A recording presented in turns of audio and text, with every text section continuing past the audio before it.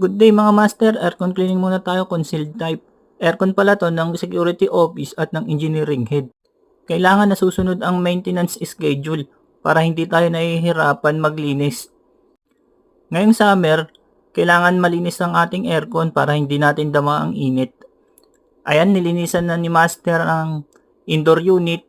Ngayon lilinisin natin ang outdoor unit gamit lang ng hose.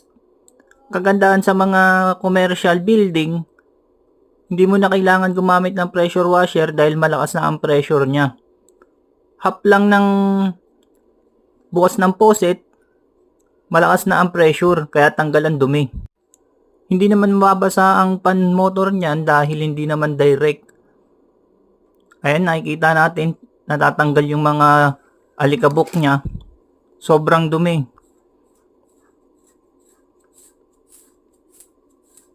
Linisan natin yung coil niya hanggang sa likod.